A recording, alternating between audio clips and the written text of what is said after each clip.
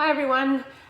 Today I thought we might have a little bit of a chat about rosé. It is the first month of spring. The weather is warming up finally, which is fantastic. As you can see, nice bright sunshine behind me here at Home Oak down in Tassie. And in front of me here, I've got 3 different rosés. So we make 3 different styles of rosé here. It's obviously good weather to be getting stuck into some rosé. So I thought I'd just have a little bit of a chat through the different ways we go about making the different rosés that we have here at Home Oak. So the first one that I have is a sparkling rosé. I might actually I'll hold up some paper behind here so you can sort of see better the colour. So it is a fairly light style of sparkling rosé, this one. Just that really lovely sort of pink blush, not too iridescent or just really nice salmon sort of colour in our sparkling rosé. And with our sparkling rosé, we actually make it using Pinot Noir and Chardonnay. So it's about 60% Pinot Noir and 40% Chardonnay in the base wine. We don't remove any of the colour from the Pinot, so we do just get that sort of pink colour coming from the Pinot. And then this wine is put into bottle, fermented in bottle and stays in there for about 2 years before we disgorge it. So this is a 2017 vintage, so closer to 30 months on lees, this sparkling rosé. And that sort of time on lees means that all those yeast cells break down and release their sort of cell wall material into the wine and add that sort of creaminess and texture to the wine. And then when we disgorge it, which disgorging is just removing all those dead yeast cells, we also just add what's called the dosage, which is just a little bit of sugar and a little bit of Pinot Noir wine as well, which just gives it a little bit more depth of colour. It's very dependent on what your base wine is as to what colour you'll end up with. Sometimes some of the yeast in the wine during that bottle fermentation can absorb some of the colour as well. So we just add a little bit more Pinot back, gives it some of those nice sort of strawberry fruit characters as well, and makes it a really lovely colour. So with this one, the fruit mostly comes from the northwest coast, up near Devonport from the Blustery Banks vineyard, and that vineyard gives us really lovely acidity, and that's really important for sparkling winemaking. You really want that beautiful fine acid structure in the wines. And then, like I said, in bottle for 2.5 years before disgorging.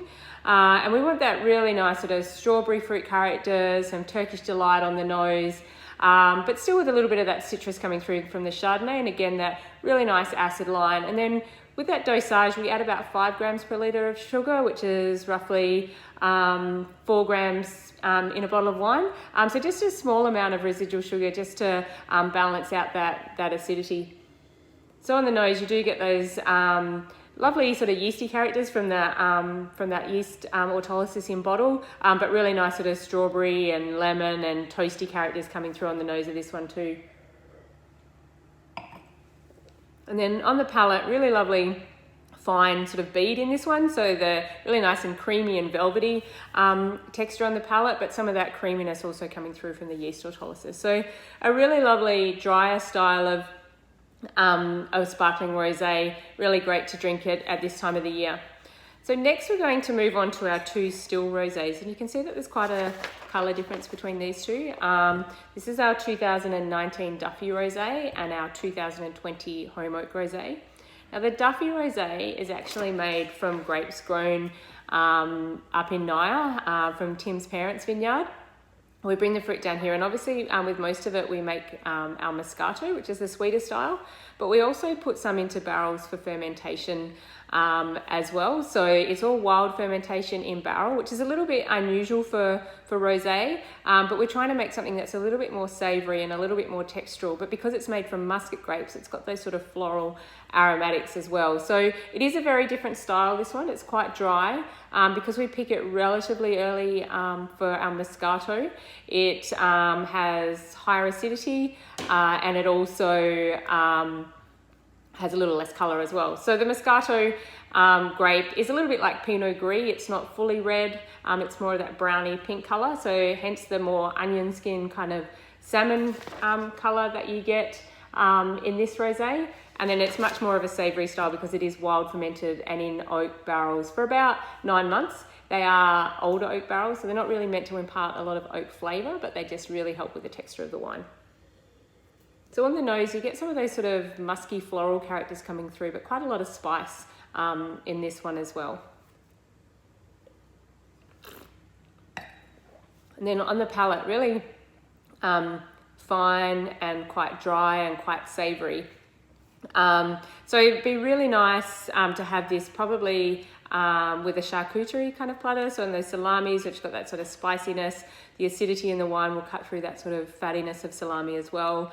So yeah, a really nice different style of rosé to have with a charcuterie platter. I would have that one. And then we have a more traditional, I guess, Australian style of rosé. This is our 2020 Home Oak Rosé.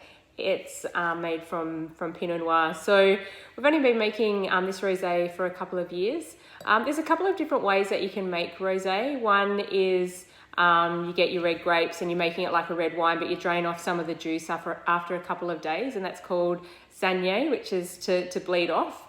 And then the remaining wine that you have fermenting is a little bit more concentrated because you've removed some of the juice, so you've got a lot more skin in that ferment, so you will end up with a wine that has a little bit more tannin and a little bit more colour, and then you'll have your rosé wine as well. Or you can do what we do, which is we pick these grapes with a machine harvester, and then we just let them sit in the bins for a couple of days in the refrigerator. So that just allows them to get some a little bit of colour pickup, and then we press it and make it similar to a white wine. So we press the juice into a tank, and then we let it settle, so all of the lees, so the grape solids at the bottom of the tank. Then we remove that clear juice from the top and then ferment it quite cold with a inoculated yeast. So we add a yeast strain that's going to bring out more of those fruit characters. So we're aiming to make a rosé that's quite aromatic, quite fruit driven, but it's still dry and fresh as well. So on the nose, you can